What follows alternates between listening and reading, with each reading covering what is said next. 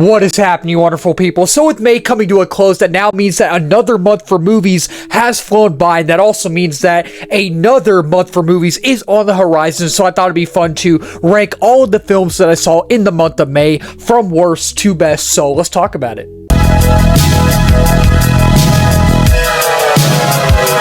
And coming in at number 8 is Hokum. And with Hokum, this is a film that played at South by Southwest in March, but one that I just did not get a chance to see, but I heard great things about it. So I was like, okay, definitely going to go see it when it comes out. I did not get a chance to see it at the festival, but I don't have any big expectations for it. But people are saying that it's good, so definitely going to go check it out. And I will say, Hokum is definitely a movie. It's a movie that I liked more than I thought I would, but at the same time, it's just decent. It's not a bad film. It's not really a mid film. I wouldn't even say it's really mid or bad, but it's one that I liked more than I thought I would. But at the same time, it's just decent. It's just a decent enough film. People are saying it's like super scary. I didn't find it that scary. I mean, maybe there's some scary moments with like the donkey man on the TV, the imagery like in his face and with the way his character is designed. He's freaky. He was definitely creepy, but other than that, I think from a visual standpoint, it's perfect. And I think Damian McCarthy did a great job of dropping you into this like tense and like atmospheric and somewhat freaky world. And Adam Scott gives a very great performance. There's some really unsettling and creepy imagery in here, and the score isn't half bad either. However, I found the story to be overly convoluted. Like, I had a hard time like figuring out what the movie itself was trying to say, what the movie itself was trying to present and tell its audience, and I wasn't sure what it was trying to tell its audience, and it doesn't have a clear voice, and it needed to speak up. It's not as scary as I thought it would be, and while it is suspenseful at times, I never like really felt the stakes, and the scare factor just wasn't there, unfortunately. And coming in at number 7 is The Sheep Detectives. And I know that a lot of people love The Sheep Detectives. Like, I am someone who is in the slight minority on this film. Like, I did not hate this film. I think there are some really great things about this movie. But while I was watching the movie, as I was watching it, I just didn't feel that feeling that a lot of majority people really felt. Like, I just thought it was fine. It was totally innocent. It's a totally innocent and sweet film that it's innocent and sweet enough. A film that you can take your family to go see, your kids, you can take your family and kids to go see it. And I think that, you know, it's innocent, it's charming, and it is somewhat poignant at times. Like, I heard and I read, like, I saw videos and here and there, like, of people walking out on TikTok or whatever saying that they were crying. They were almost bawling their eyes out. And I'm like, murder mystery sheep movie? You're crying your eyes out? Really? Okay, like, I'll have to go see if that'll happen to me as well. And unfortunately, it didn't. But it's not afraid to pull at your heartstrings. And I think that the fish out of water angle of this story really works. And the movie is even shot well. I think it's a really good looking film from a visual standpoint. And the cinematography is great. It's rich and it's elegant. And it really just pops. And, you know, I found the story to be a little paper thin and unfocused for a movie called The Sheep Detectives. It felt more like The Human Detectives. Like, it just felt like another run-of-the-mill generic murder mystery whodunit, because you have the sheep who are giving our main cop character the clues, right? So the sheep are helping in a way. They're not just doing nothing. They're not just there. They're helping in a certain way, but it just felt like the cop did all the heavy lifting, and I found it to just be kind of predictable. And for a comedy, some of the humor does land, but I just didn't find it over the top funny. And coming in at number 6 is Passenger. And with Passenger, I walked out being slightly disappointed with this film. I don't think that this movie is horrible, but as someone who is really excited for this movie, and as someone who thinks that this concept has so much potential, I unfortunately felt like it fell flat and that it lacks a lot of the like key ingredients that it should have. But starting off with some of the things that I really did like, I think for starters, this is a really good looking film from a visual standpoint. The movie is well done. It's a beautiful film to look at. I think the visual aesthetic is popping, and I like some of the atmosphere in here, some of the cinematography, and some of the camera angles in here were really cool as well. And I like the way it's shot, and I even enjoyed our characters, both of our leads in here. I thought they were semi-likable. They were likable, you know, and they had good chemistry. I thought the actors had good acting chemistry, and there were moments where I actually felt tense, and there were moments where I was like, man, this is actually like pretty suspenseful. Like I feel really tense, and man, like this is like creepy. This is legit creepy at times. And you know, I thought the story had potential to be grander than it was, to be way better than it really was. And there were multiple moments throughout where I was like, okay, I'm actually finding myself wanting to know more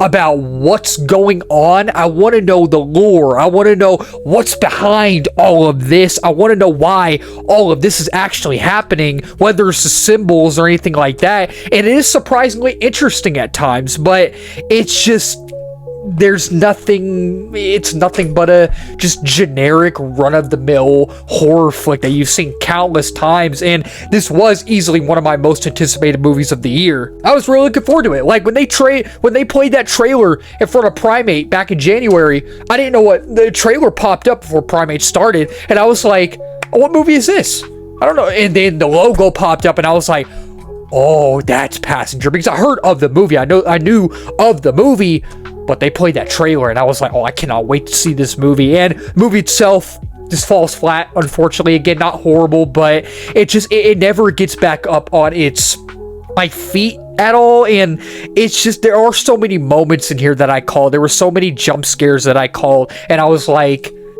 this is not working. This is not working. The fact that you have not just jump scares, but many cheap jump scares as well, it's just beyond me. And there were just so many moments that I called, and all the cliches and tropes are in here. All the ones that you know and see in almost every horror film ever made.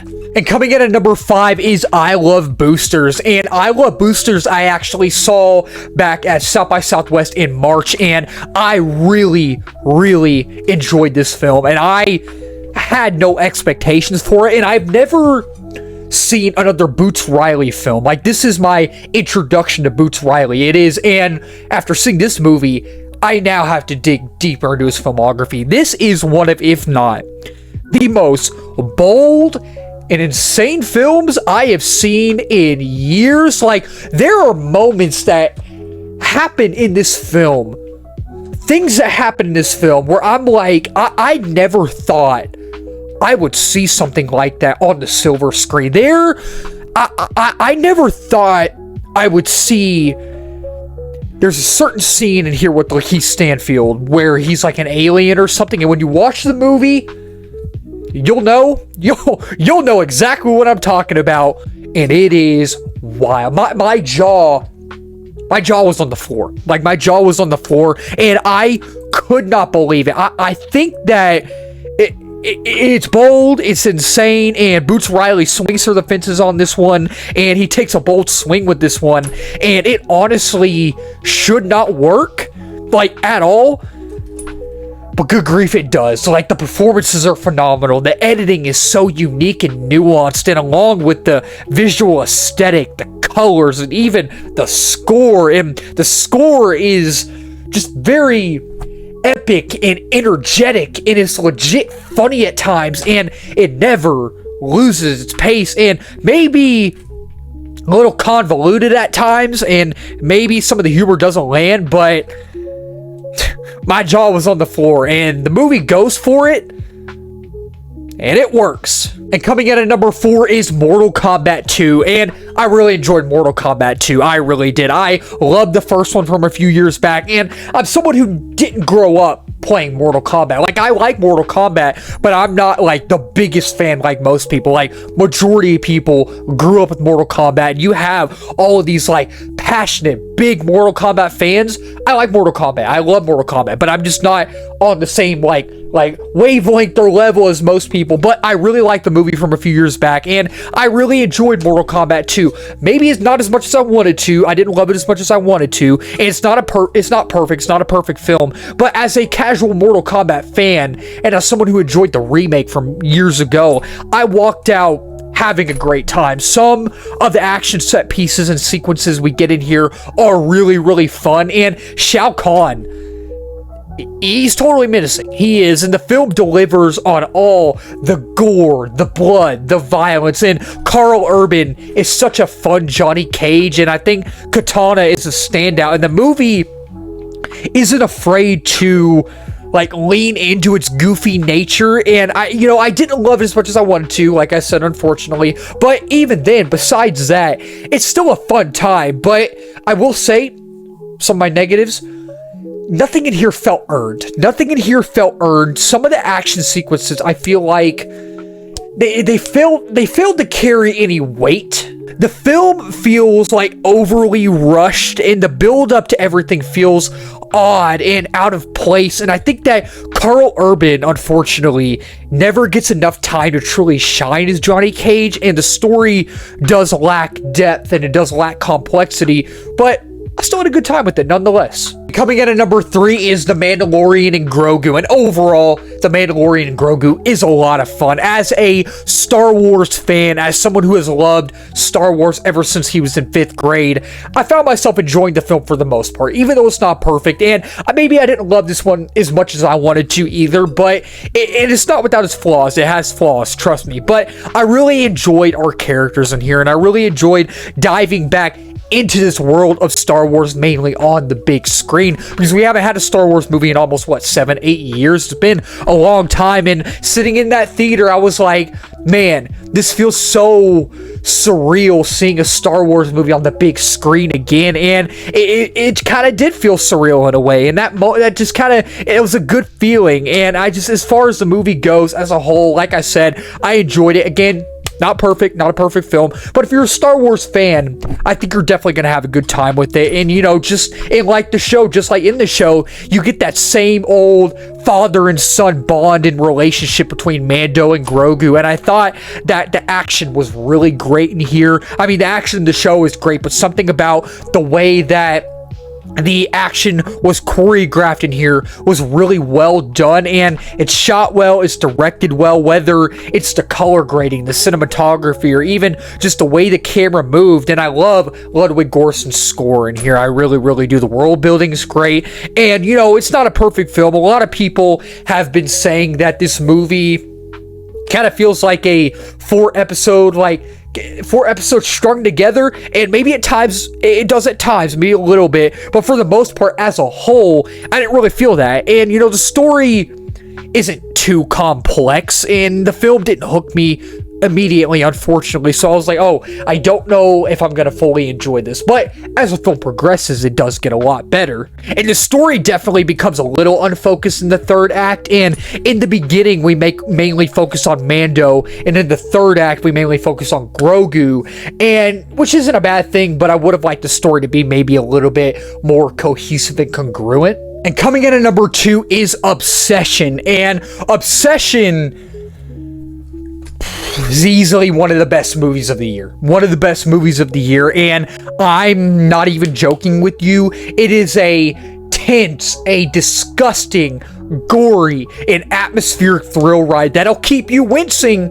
and covering your eyes from beginning to end. And I think Barker did a great job, especially with this being his first full-length feature film, of creating atmosphere, tension, weight, and emotion. He mixed all of those ingredients into one bowl and made one of the best dishes ever. And the performances in here are utterly fantastic as well. Michael Johnson gives a very a vulnerable and real performance. And Indy Navarrete, oh my gosh, I heard that she was insane in this movie, and I was like, okay, let's go see. And I was not expecting her to be that crazy. There are things that she does in this movie where I'm just like, things she says, I'm like,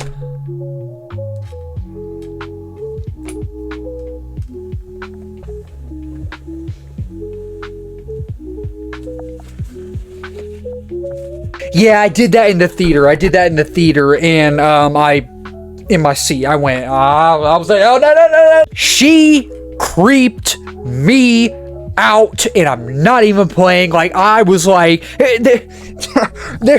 a scene in the movie where Bear wakes up in his bed and like in the middle of the night, and she's in the corner and she's crying, and I'm like, the imagery there, the unsettling nature of it all, I'm just like, God, I don't want, dude. And the use of stop motion in here, that scene where she's walking behind him and you could tell it's stop motion.